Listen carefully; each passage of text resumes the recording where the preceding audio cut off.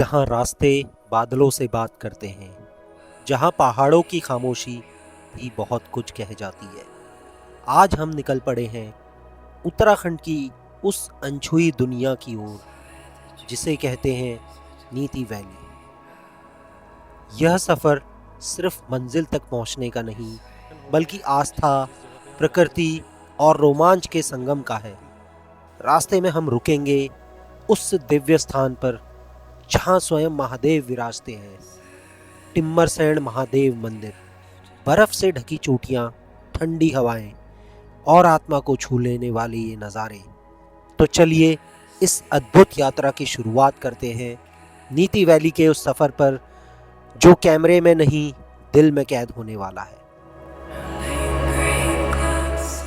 जी नमस्ते सभी को, मेरा प्यार भरा नमस्कार।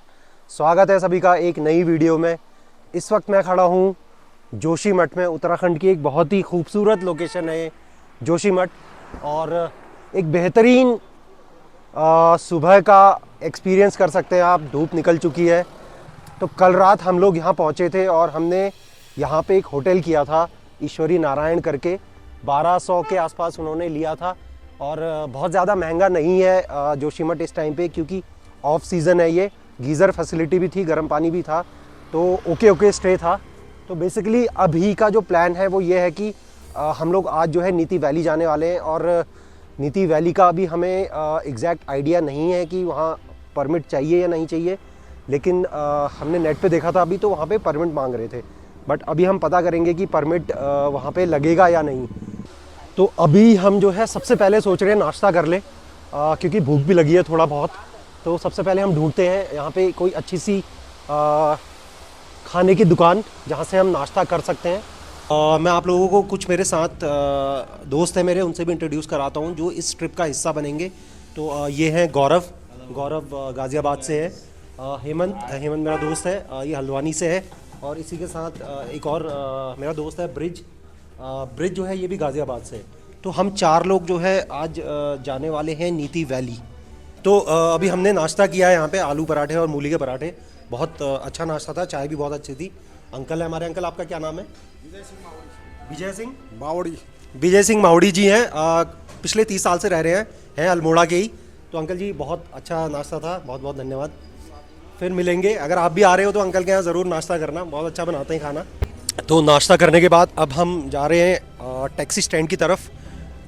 टैक्सी करेंगे हम नीति वैली के लिए, क्योंकि अपनी गाड़ी हम औरा लाए, वो हम ले जाने के फेवर में नहीं है, क्योंकि गाड़ी जो है सिडान है और रास्ता थोड़ा ख़राब है। तो हम लोग टैक्सी करने की सोच रहे हैं। तो हमको टैक्सी मिल गई है यहाँ पे। तो टैक्सी स्टैंड पे टैक्सी तो मिल गई हमें। भैया से हमने टैक्सी का जुगाड़ तो कर लिया है। भैया ने रेट भी ठीक लगा दिए, पहाड़ वाले रेट लगाए। और यहाँ से अब हम सबसे पहले अपना सामान उठाएंगे। तो टैक्सी स्टैंड से जो है हमने टैक्सी तो मिल गई हमें। भैया आपका नाम क्या है?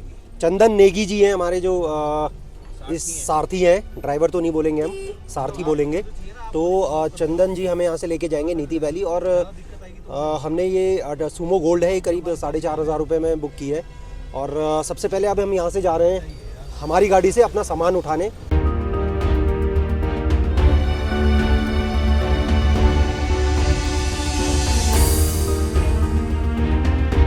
तो सामान तो निकाल दिया हमने, ये गाड़ी थी हमारी। इस गाड़ी को हम यहीं छोड़ के जा रहे हैं और इसमें हम अपना सामान शिफ्ट कर रहे हैं।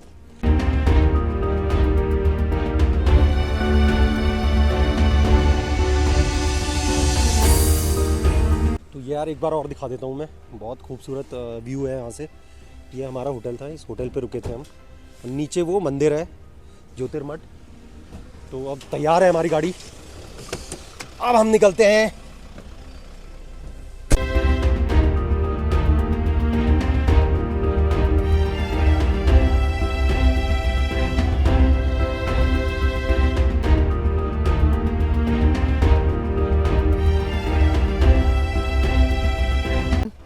ये सामने देखो, आपको नीचे जो है हनुमान जी का जो फेस है उसका पूरा आकृति दिख रही होगी।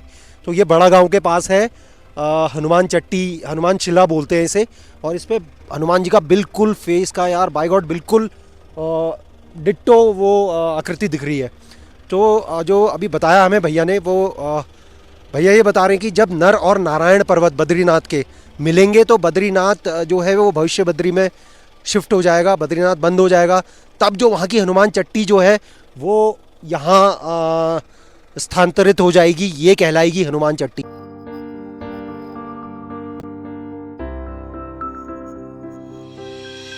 तो ये जो ऊपर आप रास्ता देख रहे हो, ये ऊपर की तरफ जा रहा है भविष्य बद्री, जो कि भविष्य का बद्रीनाथ भी बोला जा रहा है जिसे। और ये नीचे हम ने पकड़ लिया है नीति वैली वाला रास्ता। ये अभी हम तपोवन पहुंच चुके हैं, जो कि ये जोशीमठ वाला तपोवन है। एक तपोवन ऋषिकेश में भी है। नीति वैली भैया जोशीमठ क्रॉस करते ही नीति घाटी शुरू हो जाती है ना, और नीति घाटी में पड़ने वाले कुछ जो गांव है वो बताओ ना। नीति में है, नीति गांव है, गमसाली है, बम्पा है, फरक्या है, मलारी है। अच्छा, और इन सारे गांवों में अगर जैसे हम रुकना चाहते हैं रात को तो होम स्टे मिल जाते हैं? मार्च अप्रैल के बाद अक्टूबर तक मिल जाते हैं। हाँ, ये क्योंकि ज़्यादातर जो उत्तराखंड है चाहे हिमाचल है, जो ऐसे एक्सट्रीम रिमोट एरियाज़ में जो लोग रहते हैं बर्फ़बारी में सर्दियों में, वो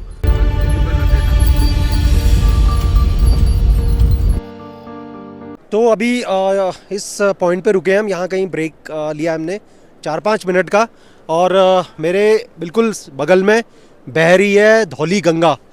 ये जो नदी है ये नीति वैली से आ रही है, और थ्रू आउट नीति वैली में बहते हुए ये आगे विष्णु प्रयाग में मिल जाती है अलकनंदा से।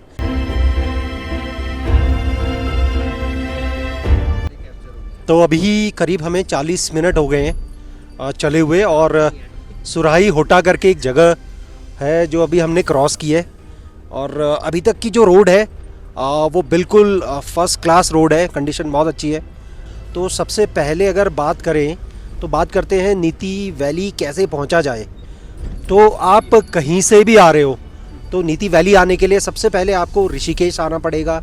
ऋषिकेश से आपको देवप्रयाग, श्रीनगर, रुद्रप्रयाग होते हुए, कर्णप्रयाग होते हुए आप पहुंचते हो जोशीमठ। जोशीमठ के बाद करीब 70-80 किलोमीटर है नीति गांव। तो इस पॉइंट पे रुके हम। ये है द्रोणागिरी व्यू पॉइंट। इसकी जो खासियत है वो ये है कि आपने सुना होगा रामायण में हनुमान जी पूरा का पूरा संजीवनी, जो द्रोणागिरी पर्वत था, संजीवनी बूटी के लिए उठा के ले गए थे लक्ष्मण जब मूर्छित हो गए थे। वो सामने आपको दिख रहा होगा, वो द्रोणागिरी पर्वत है। और ये जो है व्यू पॉइंट है द्रोणागिरी पर्वत का। यहाँ से वो पर्वत बिल्कुल दिखता है, और यहाँ ये ट्रैक भी है। यहाँ पे जो एक गांव है वहाँ से आप ट्रैक भी कर सकते हो द्रोणागिरी पर्वत के बिल्कुल नीचे बेस पॉइंट पे वो ट्रैक कहीं जाता है। तो ये हम पहुँच चुके हैं नीति वैली के एक बहुत ही खूबसूरत गांव मलारी गांव में। तो गाड़ी हमने अपनी रुकवा दी है मलारी गांव में। हालांकि बहुत बड़ा गांव नहीं है, छोटा सा गांव है। तो आइए ज़रा देखते हैं। मार्केट की तरफ जा रहे हैं अभी हम। ये देखने की लग नहीं रहा मुझे बहुत ज़्यादा होम स्टे या दुकानें खुली होंगी यहाँ पे। लोग ऑलरेडी जो है जाना स्टार्ट हो चुके हैं। और मेरे को अंकल मिला। अंकल, आपका नाम क्या है? मेरा नाम है धर्म सिंह कुंवर मलारी। धर्म सिंह कुंवर मलारी जी मिले हैं। तो मेरे ख्याल से सरनेम के वजह से ही गांव का नाम भी है। हाँ, यहाँ पर मलारी गांव है, ग्राम सभा है। तो ये जो जगह है मलारी, यहाँ पे क्या फेमस, क्या आप लोग क्या उगाते हैं जब यहाँ पे रहते हैं आप लोग? चीना, फाफर, ओगल, आलू, जौ, ये चीज़ें उगती हैं। और ज़्यादातर अभी राजमा ज़्यादा यहाँ का फेमस है। तो आप कब से रह रहे हो यहाँ? यहाँ पर बचपन पैदाइश ही यहीं का है सब। यहाँ 50 साल हो गए इस दुकान को यहाँ पे। तो ये तो सच बात है कि बहुत मुश्किल होता है यहाँ पे सर्वाइवल। -12 है शाम को, आकर टेम्परेचर हाँ, तो बता रहे हैं -12 डिग्री टेम्परेचर जा रहा है। और बहुत सारी ऐसी चीज़ें हैं जिसका अभाव भी है इस गांव में, लेकिन फिर भी ये लोग रह रहे हैं। तो कहीं ना कहीं ये जो होम स्टे और जो टूरिज़्म है, इसकी वजह से आप लोगों को भी फ़ायदा हो रहा है। तो वो आप लोगों को हेल्प भी, मदद भी कर रहा है कि आप यहाँ से पलायन ना करें। तो ऐसा नहीं है, काम कर रही है सरकार, काम भी कर रही है। और इन लोगों के जो पलायन को रोकने हैं उसमें भी मदद कर रही है पर्यटन के द्वारा भी। और ये लोग भी काफ़ी चाहते हैं अपने गाँव को नहीं छोड़ना, तो ये लोग भी कोशिश करते हैं, जैसे सब्जी, राजमा ये सब उगाते हैं ताकि इनका जीवनी चले। बट हाँ, सर्दियों में तो इनकी मजबूरी हो जाती है छोड़ना। तो सर्दियों में बर्फ़ पड़ती है। तो अभी बता रहे हैं भैया कि सर्दियों में भी अब खुला है ये, 1-2-4 होम स्टे हैं जो सर्दियों में भी खुले मिलते हैं। बहुत अच्छे होते हैं यहाँ गांव के लोग, बहुत वार्म वेलकम करते हैं। और मैं तो कहूँगा ऐसी जगह आप आइए, टूरिज़्म भी बढ़ेगा, इन लोगों की जो आय है वो भी बढ़ती है। हम लोगों की वजह से इन लोगों को भी थोड़ा सा यहाँ पलायन ना करने में मदद मिलती है।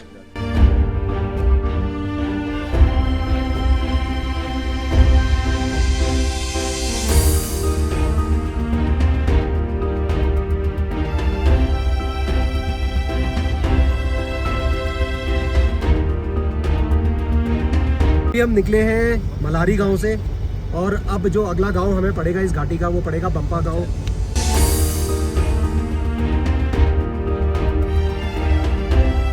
अब हम अप्रोच कर रहे हैं बंपा गांव की तरफ और जैसा कि आप बोर्ड पे भी देख सकते हो हम लोग पहुंच रहे हैं बंपा गांव। और बहुत बड़ा गांव नहीं है, छोटा सा है, लेकिन नो डाउट बहुत खूबसूरत। बस इन गांव की जो एक गांव है इनकी खूबसूरती बढ़ते ही जा रही है, ऐसा नहीं है कम हो रही है।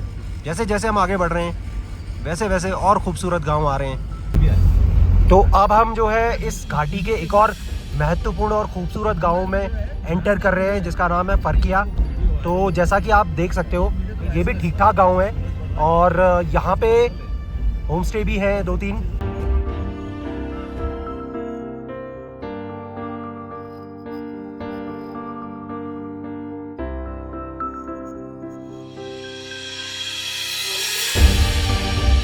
तो एक और बहुत खूबसूरत गांव हम पहुंच रहे हैं। इस गांव का नाम है गमशाली गांव और ये भी छोटा सा गांव है लेकिन एक बहुत ही खूबसूरत गांव।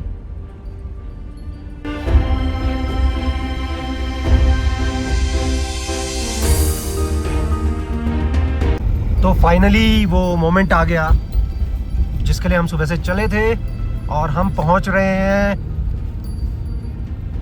नीति गांव।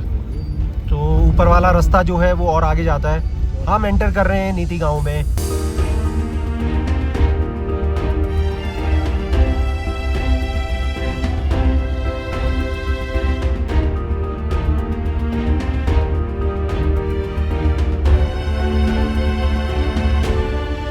तो अभी हम लोग पहुंच चुके हैं नीति गांव और मेरे पीछे आप देख सकते हो एंट्री है, एंट्री गेट है नीति गांव का। मेरे पीछे का नज़ारा देखो, बहुत खूबसूरत, बर्फ़ से ढके हुए पहाड़। हालांकि अभी उतनी बर्फ़ है नहीं क्योंकि बर्फ़ पड़ी नहीं है अभी। और मैं जो है जब तक मेरे साथ वाले यहाँ पे कुछ फ़ोटो शूट कर रहे हैं, मैं ज़रा गांव होके आता हूँ, देख के आता हूँ ज़रा। बहुत बड़ा गांव तो नहीं है, छोटा सा है, बट फिर भी खूबसूरत गांव है यार।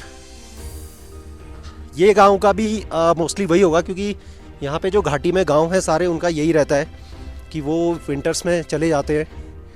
और मेरे को बस एक चीज़ जाननी है इस गांव में कि क्या जब विंटर होता है, जब बर्फ़ पड़ जाती है, तो भी क्या यहाँ पे कुछ 2-4 होम स्टे है मल्हारी की तरह जो खुले रहते हैं, या फिर यहाँ पे कोई होम स्टे नहीं है।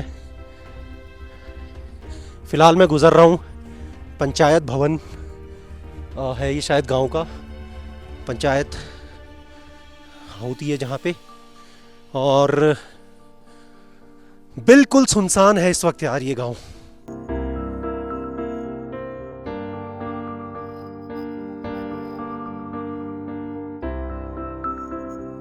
तो मैं गांव के अंदर आ चुका हूँ और मैं ऐसे ही देखने आया था कि क्या कोई रूम, क्या कोई गेस्ट हाउस या होम स्टे खुला है या नहीं। मैक्सिमम होम स्टे में ताले लगे हुए हैं, ये देखिए। तो जिसका मतलब है लोग पलायन कर चुके हैं नीचे की तरफ और अब जो है बर्फ़ कभी भी गिर सकती है यहाँ पे, तो जीवन बहुत ही कठिन हो जाता है। बर्फ़ गिरने के बाद यहाँ पे जीवन यापन बहुत कठिन हो जाता है। और एक चीज़ दिखाता हूँ मैं आपको, मेरे पीछे ये देखो मेरे पीछे बहुत पुराना घर है ये और बहुत खूबसूरत होम स्टे है यहाँ पे। अगर आपको नीति गांव में रुकना है तो आप विंटर्स में यहाँ नहीं रुक सकते हैं।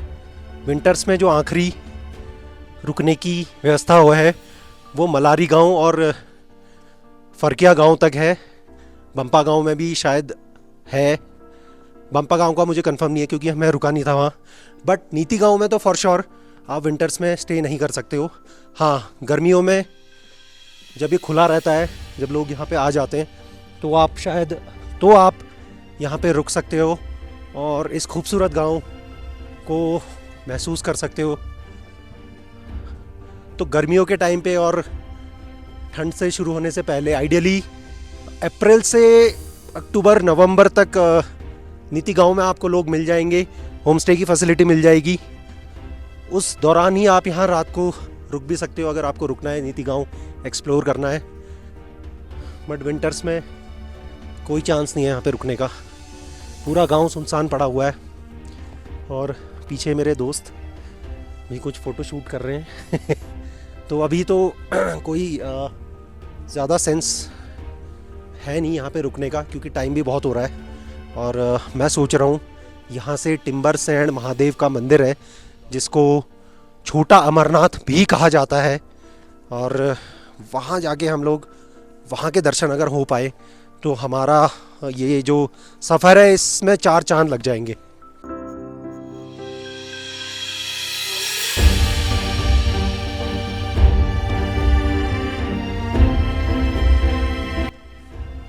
नीति गांव कवर करने के बाद अब हम बढ़ रहे हैं टिम्बर सैंड महादेव, जिसको छोटा अमरनाथ भी कहा जाता है। मेरे इस तरफ देखोगे तो वहाँ है नीति गांव, वहाँ से आ रहे थे अभी हम, और यहाँ से हम आए थे जोशीमठ से। तो नीति गांव से 500 मीटर पहले रास्ता कटता है टिम्बर सैंड महादेव का। ऊपर देखोगे आप बिल्कुल जो हमारी ये गाड़ी खड़ी है यहाँ पे, यहीं तक गाड़ी आती है, यहाँ पे आपको अपनी गाड़ी खड़ी करनी है। उसके बाद यहाँ से 1.5 किलोमीटर का ट्रैक है, वो सामने बिल्कुल दिख रहा है। तो ये ट्रैक करना है हमें और वहाँ पहुँच के हम आपको दर्शन कराएंगे। तो हमने अपना ट्रैक शुरू कर दिया है। धूप भी धीरे धीरे गायब हो रही है, ठंडा पड़ेगा भाई, चलते हैं जल्दी जल्दी। टेम्परेचर गिरना स्टार्ट हो चुका है धीरे धीरे। अच्छा, बर्फ़ है? पाँव आराम, हल्के पाँव रखना। हाँ हाँ हाँ हाँ, ब्लैक आइस होगी, ब्लैक आइस। हाँ, थोड़ा सा, हाँ, वो थोड़ा सा है। स्लिपरी। जहाँ पे महादेव है वहाँ से 500 नहीं, 50-60 मीटर पहले ही वो पूरा बर्फ, पूरा बर्फ। तो दर्शन दूर से ही होंगे ऐसे ही बस। बस बस, बहुत बढ़िया, यही चाहिए था। है अच्छा, आराम से हाँ। जाओ, थोड़ी हवा चल रही है। हाँ हाँ हाँ हाँ, चलो चलो गाइस, थैंक यू। चलो भाई जल्दी जल्दी चलते हैं, क्योंकि भैया बता रहे हैं जो अभी ऊपर से दर्शन करके आए हैं कि बर्फ़ है काफ़ी और बहुत ठंडी हवा चल रही है। तो अगर ऐसी जगह आ रहे हैं तो यार ये ठंडी हवा तो चलेगी, बट ठीक है, धूप धूप में अगर हमें दर्शन हो गए तो इससे बढ़िया और क्या बात होगी।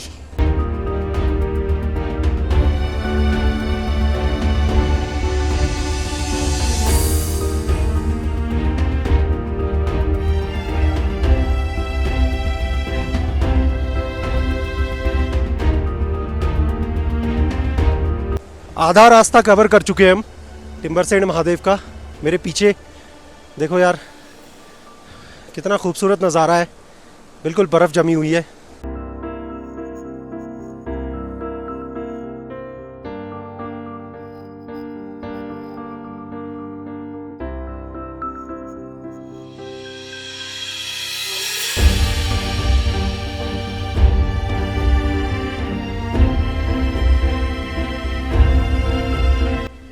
तो यहाँ से प्रथम दर्शन हो रहे हैं जिस जगह पे हम जा रहे हैं उसके।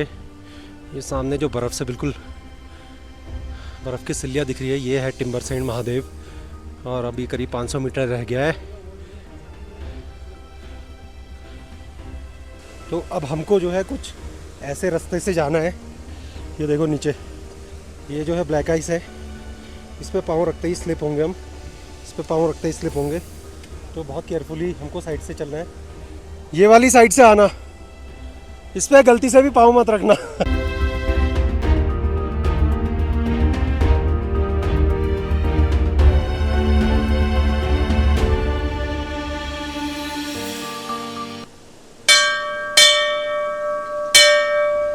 हर हर महादेव। तो हम पहुंच चुके हैं टिम्बर सैंड महादेव, जिसको छोटा अमरनाथ भी कहा जाता है। आइए आपको दर्शन कराते हैं।